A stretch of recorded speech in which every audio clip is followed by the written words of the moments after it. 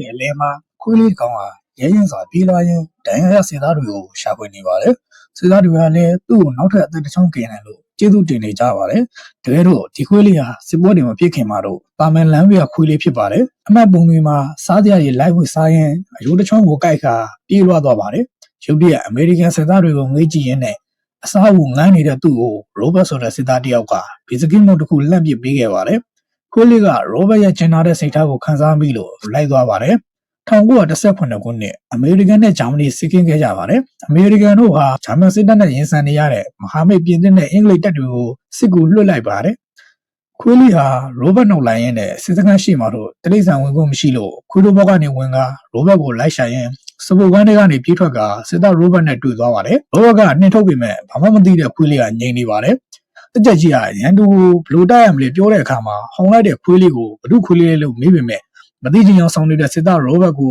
ခွေးလေးကိုအစာကျွေးဖို့ပြောလိုက်ပါတယ်။ဒီပုံကမကျွေးချင်ပေမဲ့တက်ကြအမိန်နဲ့မို့မသက်မသာကျွေးရပါတယ်။ညဘက်မှာရိုဘတ်ရဲ့ဂရင်ကိုအိတ်ချင်နေတဲ့ခွေးလေးဟာအခွင့်အရေးမရလို့အောက်မှာအိတ်ခဲ့ရပါတယ်။နောက်တရက်မနက်မှာတော့ခွေးလေးဟာစစ်သားတွေနဲ့အတူပြေးကကြိုကတမက်ပြစ်တာတွေကအစရိုဘတ်နားမခွာပဲအတူလေ့ကျင့်နေခဲ့ပါတယ်။လေ့ကျင့်ပြီးတော့တက်ကြကြီးကသူ့စစ်သားတွေကိုခွေးလေးကိုအတူယူဖို့နဲ့သူတို့ထက်သားလို့အများကြီးတင်ယူဖို့ပြောနေတဲ့အချိန်မှာကိုဖင်ကိုပြန်ရနေတဲ့ခွေးလေးကိုကြည့်ကရင်မိုးကြရင်နဲ့အချိန်ကြီးကုန်သွားပါတယ်။အဲ့ဒီညမှာတော့ရိုဘတ်ကခွေးလေးကိုစတက်ဗင်လို့အမည်ပေးပြီးသူနဲ့အတူအမြဲထားဖို့သူ့တငယ်ချင်းနှစ်ယောက်ကိုပြောလိုက်ပါတယ်။ညမှာစစ်အလေးပြူတာတွေအစတင်ကြပေးပါတယ်။မနေ့မှာတက်စီရတဲ့အခါမှာဘုံမူကြီးကရောက်လာပြီးတော့စတက်ဗီကိုဘုရုခွေးလေးလဲလို့မေးလိုက်တဲ့အခါရိုဘတ်ကသူ့ခွေးပါလို့ပြောရင်အလေးပြူလို့စတက်ဗီကလည်းလိုက်အလေးပြူပါတယ်။အဲ့ဒါကိုမြင်တဲ့ဘုံမူကြီးကလည်းသဘောကျသွားပြီးစတက်ဗီကိုစစ်သားတယောက်ဖြစ်သတ်မှတ်ပေးလိုက်ပါတယ်။နောက်တရက်ဓာတုမျိုးတွေကိုအသုံးပြုနေတဲ့စစ်ပွဲအတွက်ကြိုတင်လေ့ကျင့်ကြပါတယ်။ညနေဆောင်မှာတော့စစ်ပွဲတွေကိုသွားရမယ့်စစ်သားတွေအတွက်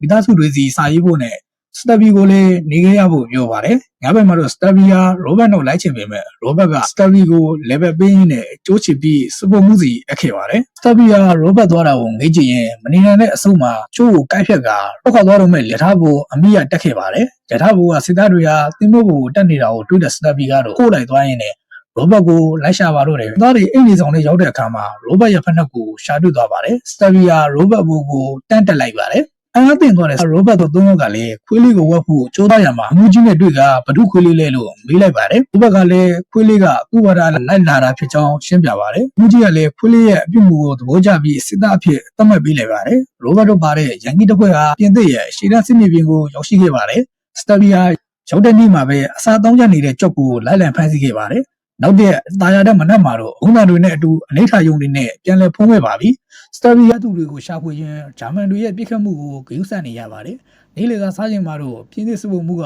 စတက်ဗီကိုခွေးမော်အစာမရွေးချင်လို့ရိုဘတ်တငရင်တသားနဲ့ရန်ဖြစ်နေတာကိုဘတ်စတီလို့ခေါ်တဲ့ပြင်းသစ်တက်ချက်ကဝင်ဖြည့်ရှင်းရင်းနဲ့ရိုဘတ်နဲ့မိတ်ဆက်ခဲ့ပါတယ်။အဲ့ဒီနောက်ရိုဘတ်နဲ့သူ့တငယ်ချင်းနှစ်ယောက်ရဲ့စတက်ဗီရဲ့ကဘတ်စတီရဲ့နောက်ကိုလိုက်ခဲ့ရပါတယ်။စစ်သားတွေနိုင်တဲ့စတန်ကိုရောက်တဲ့အခါမှာရိုဘတ်တို့ကိုပြရမယ့်အဆောင်ပေးပါတယ်။မနက်ခင်းမှာတော့ရိုဘတ်ကိုလာနိုးတဲ့ဘတ်စတီနဲ့အတူမြင်းတစည်းနဲ့ရှေ့တန်းကိုတရင်ယူဖို့ထွက်လာကြပါတယ်။စတက်ဗီကလည်းဘေးကနေပါလာပါတယ်။တနေရာရောက်မှန်ဘလူးနဲ့ကြည်ရင်ဓာတုဘုံတွေနဲ့ဖြစ်ဖို့လုပ်နေတဲ့ဂျာမန်တွေကိုမြင်တဲ့အခါသတင်းပေးဖို့ပြန်လာကြပါတယ်။လမ်းမှာဂျာမန်စစ်သားတယောက်နဲ့တွေ့ပြီးလိုက်လံပြစ်ခတ်မှုကြောင့်စီးလာတဲ့မြင်းတွေကကြောက်လန့်ထွက်ပြေးသွားကြပါတယ်။ရိုဘတ်ကစတက်ဗီကိုသတင်းစကားပြောပြရန်လွှတ်လိုက်ပါတော့တယ်။စတက်ဗီကတော့ဂရုချင်းကိုရောက်တဲ့အခါမှာစစ်သားတယောက်ရဲ့မျက်နှာဖုံးကိုအတင်းကပ်ဆွဲကအချက်ပြလိုက်လို့စစ်သားတွေကလည်းတီးသွားပြီးမျက်နှာဖုံးတွေတက်လိုက်ပါတယ်။အဲ့ဒီအချိန်မှာဂျာမန်တွေကလည်းပြစ်ဖို့အဆင်သင့်ဖြစ်နေပါပြီ။စတက်ဗီကတခြားမသိသေးတဲ့သူတွေကိုလိုက်လံပြောကြားရင်းနဲ့အနီးနားကရွာတွေကိုတောင်သွားပြီးအချက်ပြလို့အားလုံးဟာအချိန်မီကာကွယ်နိုင်လိုက်ပါတယ်။စတက်ဗီကိုတော့ရိုဘတ်ကခေါ်ကဒီဘက်နဲ့အုပ်ပြီးလို့အစင်းငွေတွေကနေလွတ်မြောက်နိုင်ခဲ့ပါတယ်။အချိန်တန်ကြာပြီးတဲ့နောက်အစင်းငွေတွေကလည်းကင်းရှင်းသွားတဲ့အချိန်မှာပြည်သူတွေကစတက်ဗင်ကိုဝမ်းဝမ်းချီးကျူးကြပါတယ်။အခန်းကိုအပြန်အစားမတ်တဲ့ဘတ်စတီကစတက်ဗင်တွေ့ထားတဲ့ယုံကိုချက်ပြုတ်ပြီးတော့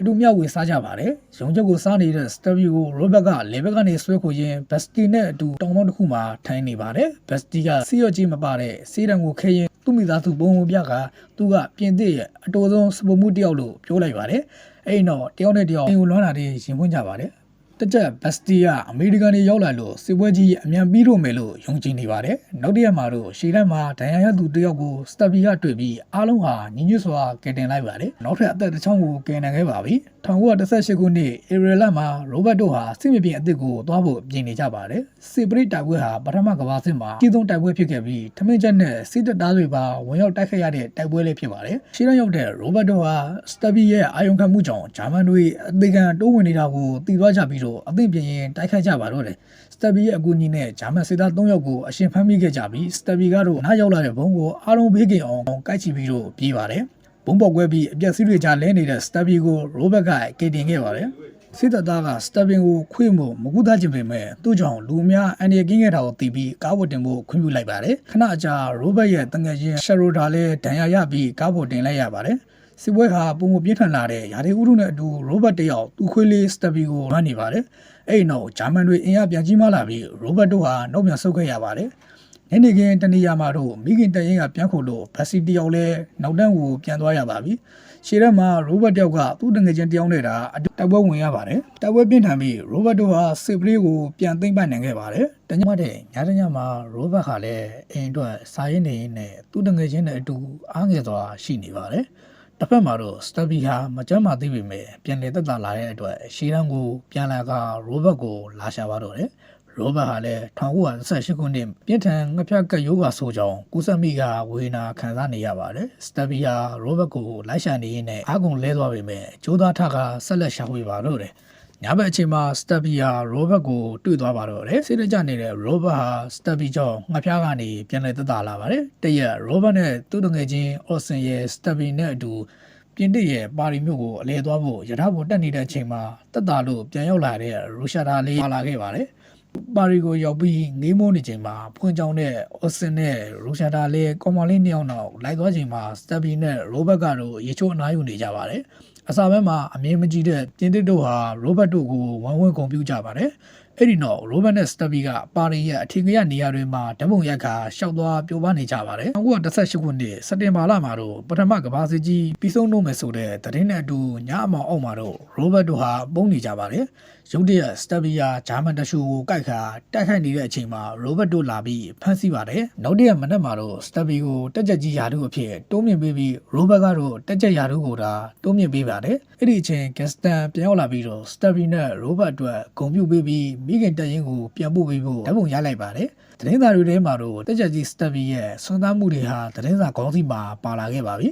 အဲ့ဒီနောက်စတဘီဟာပြင်သစ်စစ်သားတွေနဲ့အတူဂျာမန်တို့ကိုရွရွချွတ်ချွန်တိုက်ပွဲဝင်ပါတော့တယ်ဂျာမန်တို့တက်ဆုပ်သွားပြီးမကြာမီပထမကမ္ဘာစစ်ကြီးပြီးဖို့ဂျာမန်တို့ကစစ်ရေးရစမ်းဖို့လက်မှတ်ထိုးလိုက်ပြီးဆိုတဲ့သတင်းဟာထွက်ပေါ်လာပါတယ်ဒါပေမဲ့နောက်မနေ့17နာရီမှအကျုံးဝင်မဲ့သတင်းအတွက်ဂျာမန်တို့နဲ့ဆက်လက်တိုက်ပွဲဝင်ရပါတယ်ရိုဘတ်နဲ့သူ့ရဲဝရဲဘက်တွေဟာတစ်ပင်တစ်ပင်အောက်မှာလဲလျောင်းရင်းနဲ့ငင်းချမ်းရေးအတွက်စောင့်မျှော်နေကြပါတယ်နောက်တရက်1938ခုနှစ်နိုဝင်ဘာလ17ရက်မှာတော့အမေရိကန်နဲ့ပြင်သစ်တို့ဟာဂျာမန်တို့ကိုအမြောက်ဆန်တွေနဲ့ပစ်ခတ်ရင်းနဲ့ရှေ့တန်းကိုတက်ချီလာကြပါတယ်ဂက်စတန်ဟာရန်သူနှစ်ယောက်နဲ့တွေ့ချင်းရိုဘတ်နဲ့စတဘီလည်းရောက်လာကြပါတယ်အဲ့ဒီအချိန်မှာငင်းချမ်းရေးအတွက်အတန်တွေထွက်ပေါ်လာပြီးဂျာမန်စစ်သားနှစ်ယောက်ဟာလည်းလက်နက်ချထွက်သွားပါတော့တယ်ထိုစစ်ပွဲအပြီးမှာတော့အိမ်ပြန်ရောက်ရင်မိမ့်မယူပြီးဘွားတစ်ခုထူထောင်ခြင်းနဲ့အော်ဆင်ကတော့တည်ဆုံးသွားခဲ့ရပါပြီရိုဘတ်တို့ဟာအော်ဆင်အတွက်ဝမ်းနည်းစွာနဲ့ညင်သက်နေကြပါတော့တယ်ဒုတိယမှာတော့အမေရိကန်စစ်သားရိုဘတ်နဲ့စတဘီတို့ဟာပြင်သစ်စစ်သားဂက်စတန်တို့ကိုနှုတ်ဆက်ပြီးတော့အမိမြေကိုဝမ်းနဲ့ဝမ်းသာမှုတွေနဲ့အတူပြန်လာကြပါတယ်သင်းမပုံမှာဆင်းလာတဲ့ဗိုလ်မှူးက